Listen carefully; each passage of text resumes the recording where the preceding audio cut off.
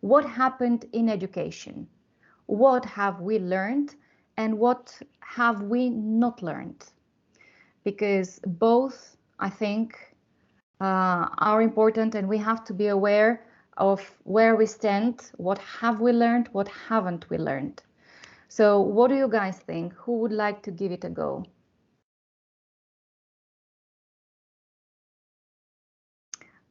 Akbar, lessons that you learned, or Martina, let's start with you. You've raised your hand.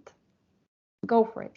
Yeah, I think that one very important thing that we learned is that we can benefit from using technology. Okay. So in what way? How did your life change, or how did you benefit? Oh, benefit. Well, I was taking German lessons here in Switzerland. Mm-hmm. And when the pandemic started, we switched to online lessons. So I didn't have to stop taking lessons, just the format changed. The format changed and nothing else changed.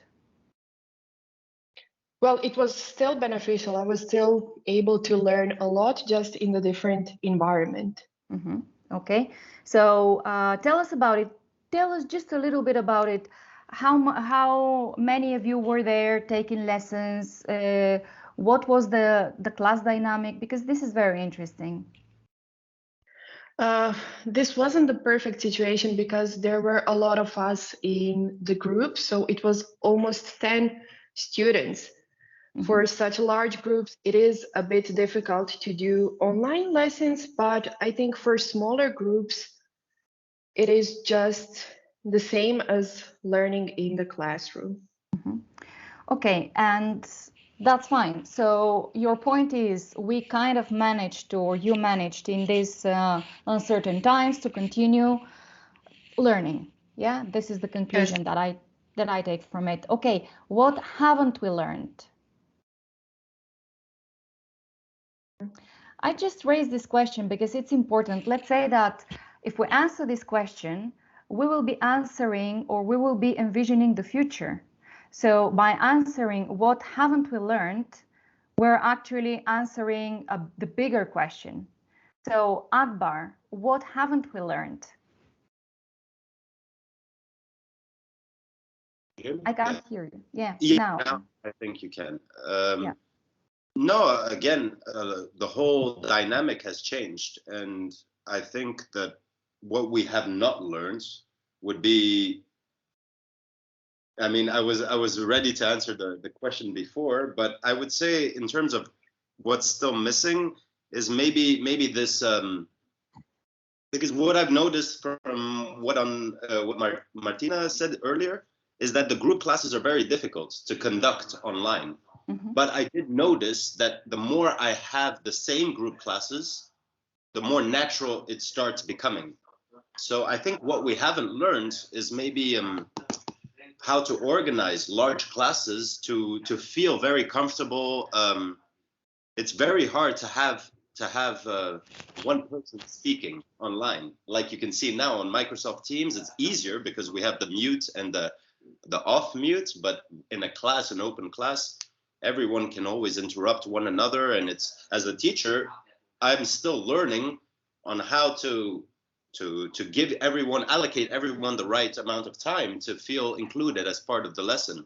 I think this is something we can maybe work on in terms of just organizing a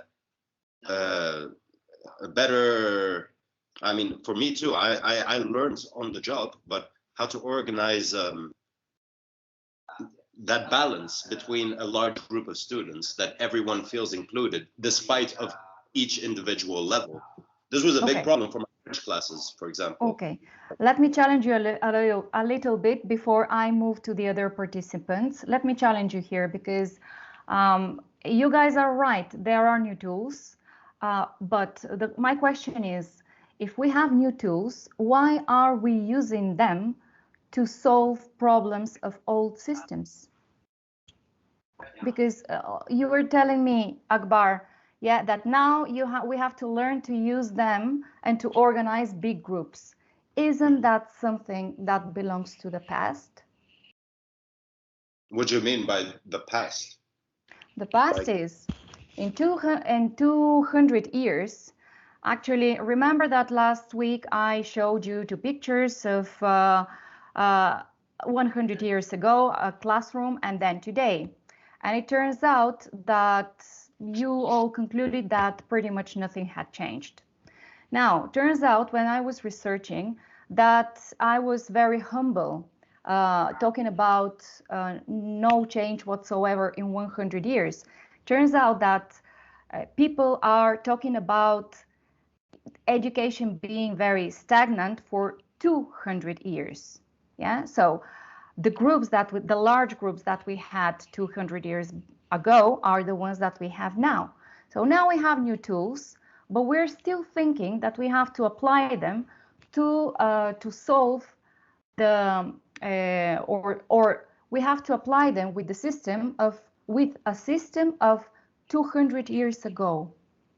Isn't it natural to think that new tools require new systems or allow new organizational systems? Yeah, of course, I completely agree. I think I missed the meeting last week, but I do remember when I just started working in Hong Kong, every teacher, every colleague of mine was complaining about the education system being so outdated and how to innovate education in general. Online platform is a completely new system. What I think is the challenge now is to have this this, I don't know, it's a word that I'm looking for, but that everyone is cooperating, and maybe like when we are in a classroom, you have the stronger students counting on the weaker students counting on the stronger students to up their level, to keep up with the class. So I think this is something that is the complicated part to translate to online, because we want the students to be competing, to all of them elevate their level of English, but that is more difficult, especially with the younger students. You have 3 children in a group class. Sometimes that works, where the weaker student is trying to keep up with the stronger student. But you also have the complete opposite, where they are completely shy and they let the stronger student just take over the classroom, and then in the end, one is not participating. Okay, so that's fine. We have something to reflect on with what Akbar is raising. Now, let's take a step further. So, do you remember when, like some years ago, a decade ago, we had our phones, right? Our mobile, well, just phones, landline phones. You remember that, right? Then a new tool appeared, which is a mobile phone. And after the mobile phone, or the smartphone phone appeared, and with that, a whole lot of applications appeared as well. So, for instance, we have WhatsApp. Yeah. So what WhatsApp did is it's a tool that changed completely our way of communicating. In what way? First of all, we can text each other, but what WhatsApp does is allow us to communicate in an asynchronous way.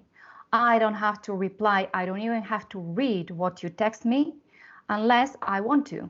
So I'm going to read it when I have time, or when I'm in the mood, and I'm going to reply exactly in the same way. So that alone, that tool, what it did is, it's not yet another way of communicating, it's a completely different way of communicating, okay? So when we have these new tools, let me ask you again, and I haven't forgotten who raised their hand, but what haven't we learned in education? Georgina, what do you think? I raised my hand because this idea came to my head, but maybe what we haven't learned, I don't know how to say this, is how to change the way we do things in a way that, yes, we have learned, I want to start with that, okay? We have learned that we can survive thanks to technology, yeah? But maybe we haven't really learned how that can benefit us and how that can help us. And it's true what my colleagues were saying previously. In a class, like I can't even imagine a class of 30 kids online. That's impossible. So the format has to change. And then the word collaborating popped into my head. If working remotely like this is optimized for, let's say, 4 kids, 5 kids, then that collaboration that all the schools are bragging about. No, everything's collaborative, project-based learning, everything's done together. Well, maybe this is the outcome, this is the way, and it's what we are not learning how to use it that way. That's the idea that popped into my head, really. Very good thoughts. Maybe we're not learning that. Mari Carmen, what haven't we learned yet? Hi, I think that what we haven't learned is that we don't need a pandemic in order to use all the new tools and everything that the pandemic's provoked, an acceleration in using new tools, new platforms for education. And I see certain tendency, I'm not sure the percentage, but I see certain tendency in wanting to go back to the point where before the pandemic, instead of taking advantage of this bad situation, everything's got it's two-sided, right? Everything's got something good and something bad. So the good thing is that if it has provoked being able to make everything easier through the platforms, we should not go back to step 0. I think what we have not learned is that we don't need a pandemic to actually use all these new technology platforms and new ways of teaching. Yeah, but it accelerated it. Yeah, absolutely. Very true. Very true. Blanca, you had raised your hand before. Yeah, I was going to say, I mean, very similar to what you said as we're talking about this. I'm remembering our conversation from last week about the systems. I think that's what hasn't changed. I mean, we have all these new tools. Sure, you can have Teams and a mute button and whatever to make it easier, but we're still applying all this new technology to old systems that has been shown not to work. I especially think of like the group classes, right? The typical situation where you have, I mean, I remember in a classroom in the US, it was a Spanish class, 30 students. And I mean, I had in the same class students that couldn't tell me their name in Spanish and students that could hold a full conversation about politics and like super deep conversations in Spanish. And it was like, this is still happening. And that's the system, right? And I think that's what we haven't learned is how to use these new tools, these new platforms to change the system versus, well, yeah, I think of the open web classes as that solution, right? But yeah, yeah. I actually agree. There is some light at the end of the tunnel, though, because we have learned something about that actually, and we are not the only ones. So in our case, we did learn that. Let me show you just a minute. Okay, so yeah, you're right. The tools are there, not the systems. I absolutely agree with you that we haven't learned to apply or to use these tools to change the systems. But it is true that some people have tried some things. There are two completely different attitudes. People that have tried new things and people that haven't, and that are waiting, as Mari Carmen was saying, to go back to what we had before. But well, I don't know, but history has proven to go just one direction, at least in these dimensions that we're living. So it goes just forward, yeah. So what we had before, we won't go back to what we had before. Besides, just remember, 200 years of inactivity in education, it's a lot. Now, the new tools though have got a response in some people, and some people have tried to do new things. Now, if we talk about Oxinity, before the pandemics, we had started developing two things that are game changers. Now, and you mentioned them, but let me recap it again so that we're even more aware. The first thing is that we have technology for teachers that allows to individualize the process or the progress until we achieve 100% of knowledge. For instance, I'm going to put the example here with our kids' classes. Now, before, a teacher would go to the in-person classes, and of course, teachers, kids, learners, they were learning, they were happy, so were the teachers, because they had the tool, the content, and it was quite convenient, and it was great. But what happened is that when we switched to 100% online, and when we started grouping these kids in groups of 3, and when different teachers started teaching them, then we observed something. We have data, we analyze the data, and the progress that these kids experienced was much bigger than the progress that they used to have before. So the first conclusion is, all right, so it turns out that when we group kids, or when kids group themselves, because they do it, I wouldn't say randomly, but with flexibility, not coinciding with the same students, not always, and not always with the same teachers, but with different teachers. So we could measure, and we could see that the progress was higher. But not only that, this way of working, these tools allowed us also to spot what didn't work and the glitches in the system, and to fix them. So every time there was something that wasn't working, we knew it. We had control over the process, and we could fix it. Yes, sometimes it felt like it was slower than what we wanted to be, but it happened because we had that technology. And the teacher was always empowered with the right content. So teachers wouldn't have to wonder what to teach and why this activity or this other, because they knew that that's what the student needs to know. So that way, this fact alone changed the way. It's a revolution, maybe a small step, but I'm sure that we are not alone. I'm sure that someone somewhere has tried something similar. Probably. It has to be that way. I can't imagine that we're alone in the world. But this is what I know. Now, the other example is that ever since we started, we thought that working collaboratively, we could increase the results and achieve better goals. And I was reading yesterday, when I was researching, that in China, that actually happened. And one of the 3 lessons, they talk about 3 lessons that they have learned. One has to do with technology, another one has to do with how the students feel in pandemics.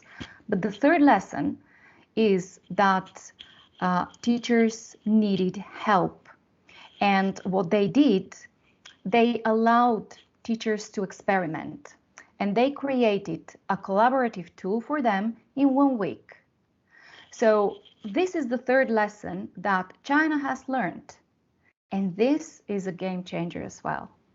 Now, there must be others that we don't know of. But the revolution in education is already here. Maybe it's not visible yet, but it is here. So those who think, oh, I'm going to wait, and oh, these tools are too much for me, these are teachers that definitely need someone to support them and to guide them.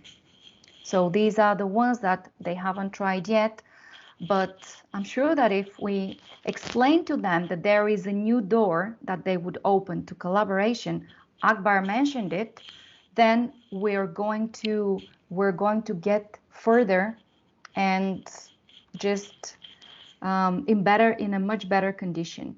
So somehow these 200 years of inactivity in education are kind of getting to an end, in our humble opinion. Now, when the whole world will be aware, I don't know, maybe in 2 or 3 years' time, maybe in 10 years' time, we don't know. But at least at least this is our vision. So last week I was showing you 2 pictures, yeah, the picture of 1929 and 2018, I think. So there weren't many differences, but probably, okay, so before I move to the picture that we would like to see next, let me make this reflection. The group size, yeah, you kind of mentioned that it's difficult with many people and it's easier with less, but we have to learn to do that, yeah, to adapt and to probably guide more students. What if the answer is not there? Akbar, you want to say something before I continue? Yeah, I just wanted to add a point for the group classes that I think this applies for most nearly all of them, that even if they are very difficult in the beginning for the students to get along, to collaborate in exercises, I've definitely noticed that the more students have classes together, despite not knowing one another in the first class, the more we have class regularly, the more comfortable and they all feel. And so, yeah, I would just say on that subject that it's always good to keep the same groups of students, especially if they have a similar level. But the more students who don't know each other have classes together, the more eventually they will build that confidence, the weaker students. So that's one thing I want to importantly mention, that it's helpful to not always change the groups of students that are paired together in the classes. It helps. Yeah. Maybe, but why don't you think the other way around as well? You know, when we have a shy kid, we usually tend to think that if we stick to the same routines, that kid will feel better. What if it's quite the opposite? Why if sticking to the same routine is why this kid is shy? Because they don't have any opportunity to develop their social skills if the context is always the same. So if I'm the weaker student, for instance, and you are the stronger student in the same group, I will always be the weaker student and you will always be the stronger student. Well, but why does it? I completely agree with the opposite of what I said, because everyone is unique, of course. But then adding to what you just said now, the next class I would ask 80% of the speaking topics to the weaker student, and over time they'll feel like they're catching up to the stronger student, and maybe the stronger student wants to interrupt, and I'd be like, whoa, let the other person talk. It'll be your turn soon. But yeah. For 1 hour, this is fine. But imagine this. Imagine that continuous change makes the kid feel that, okay, we're broadening their horizons and they can imitate and learn from other people, not just from that dominant, strong guy that you are trying to make not so active. But I'm learning from this other that is as shy as me, but look, they're making their way, so will I. Okay, so why not this vision? It works as well. Mari Carmen, what do you think? Well, from what I've seen, especially on kids, since we're talking about them, is that if we repeat the pattern of always having the same scenario, we lose the opportunity of, in this case, for example, we're talking about that smart student or dominant student will never have the chance to find another one like him. The weak student is always going to be submitted to the same scenario and situation. Whereas I've noticed that keep changing the scenario, both with other students and teachers, it makes the experience way more enriching. And it's a slow process that you see with time, because, I think it's, pretty basic. The more you know, the more different things you know, the more variety you have, the more opportunities you have to learn from. At least this is what I've noticed with the changes in teachers and students in groups.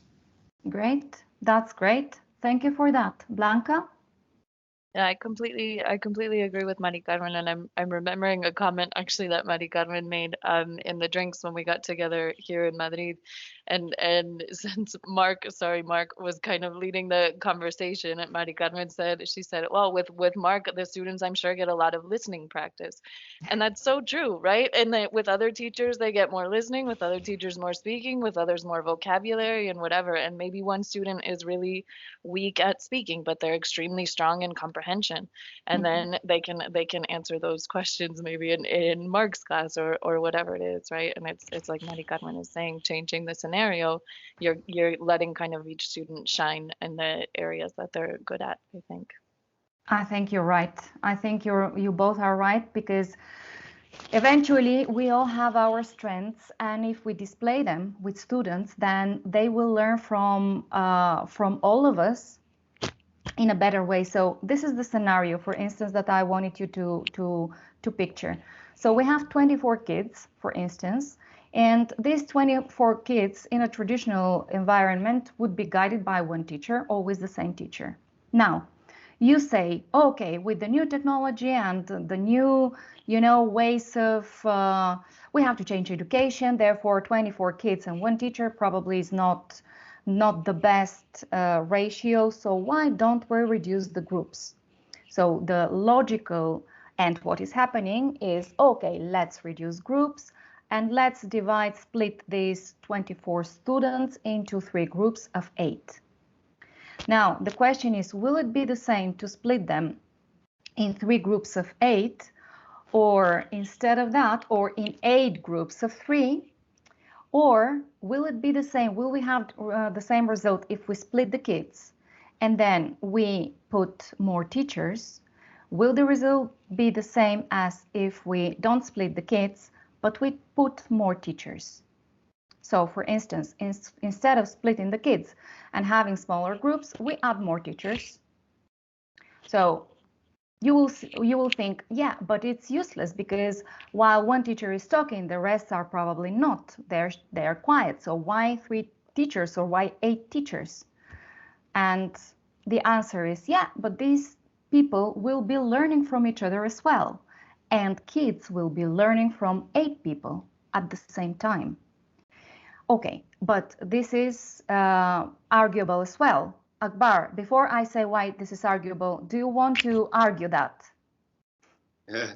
Well, I wasn't sure if I was going to argue or not. I just wanted to share that when I did work in Hong Kong for a year inside the secondary school, I was co-teaching. I was with a Chinese English teacher, and we were two teachers in a class of 24 to 30 students.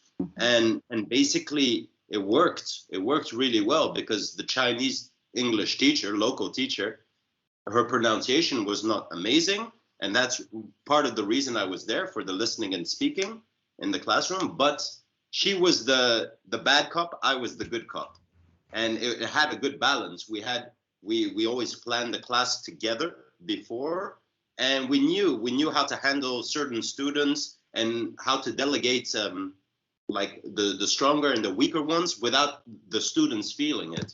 Because again, we were teaching in a class. The class in China, they are split by level. There were 5 different English classes per year group. And so I would be co-teaching, and it was sometimes it was counterproductive, but most times, if the teacher and I planned the lesson properly beforehand, we knew exactly maybe a 3-hour period, 1 hour and a half or 3 hours. But a good lesson plan and planning between the teachers, I think, is the main argument to try something like this, because it does. We can as teachers, we could easily step on each other's toes, and then we don't know what the objective for the class is. And if we do properly plan this, it actually makes it much easier for the both of us. The class more fun, exercise. So, I was good cop, he was bad cop most times. Perfect. But yeah. That is collaboration. That is a very simple model, collaborative model. Very simple, yeah? We have two teachers and 24 kids or 30 kids. And do you know why it worked? Because you probably, my guess is that you probably were talking in English all the time. the Chinese teacher and you. And even though her pronunciation wasn't perfect, communication happened in English. And do you know what happens when two people talk? That the rest are absorbing the whole conversation. The whole. They're not getting just the pronunciation. They're getting the whole conversation. And this is what happens with a classic family of parents and kids. When parents are talking the same language, kids are learning. Now, this is a classic example. Now imagine more kids and more teachers. Imagine that. Imagine how enriching that would be, how productive, how bigger and faster the progress. And of course you can say, yeah, but 24 teachers, 24 students and 8 teachers, isn't that too much? It is probably too much if we just think that these 8 teachers can cope with only 24 teachers. Each one of them, though, can cope with 50 not at the same time, with 50. So basically, the future images of teachers are not going to be like that. This was the image from before, yeah? These two, the upper image shows a class and one teacher 100 years ago, but also today. A lot of kids, one teacher. But why not having the picture below? Yeah, it seems that these guys are in a simple summer camp or a camp. Yes, are they not learning? Probably a lot more than what happens in a classroom. Are they socializing all the time? Are they communicating all the time? Do they have one teacher? No, there must be many. And what these teachers are doing is also collaborating. So why not imagining a future like that in education? All in all I'm saying, and you guys mentioned it as well, is that new tools require new systems. And we have all the pieces, but we can make a completely different composition with these pieces. The picture below displays a whole different concept, a different system of education, completely different. A lot of teachers are taking care of a lot of students, and these students can learn from each other and from the teachers. And that, we believe, is the future, that collaborative future that education needs so much. Okay, so we run out of time. I think we should change to growth and evolution. Before that, any question from any of you? Final words? Okay. Yes. No, I just wanted to add something at the very end, and it was something that I saw in China about preschools in Japan. So the preschool in Japan, and I'm trying to find the link to share, but if you don't mind, I will put it in the general support, the link, when I find it. Okay. But it's a 5-minute link that talks about the complete change, innovation in Japanese preschools. And it's about the preschool, kindergarten, and how the building itself, the architecture, is designed to have a lot more outdoor space than indoor space for children under 6 years old. And it had a lot of, it was like a Unilad 5-minute thing that I found on my Facebook, which is why it's going to take me some time to find the link. But it had a lot of text during the 5 minutes on how exercise, allowing the children to hurt themselves, to be prone to having major accidents sometimes, has proven to be a lot better for the education of the child, for the growth of the child. And I just found it very relatable. It's preschool, it's kindergarten in Japan, but it had a lot of interesting. You share that. You definitely share that. But you share that with us. It would be great to read it. I just want to conclude that, guys, I just want you to be aware where we stand at the moment. And today we're shifting, or we're shaping the future of education. And today If we talk about a revolution, even though it doesn't feel like that, you are part of it. Just be aware of that. Take a moment to reflect that today you are part of a revolution in education. Tomorrow, I was thinking while you were explaining about the Japanese model, tomorrow people will be read about us. Believe me, right now you may not feel like it. Tomorrow we will be in these articles because you are doing something, you are part of something that is very, very rare, but it's revolutionary. That way of collaborative working of teachers, this is the new tomorrow. This is it. This is the revolution. So we will read about Japan. They will read about us.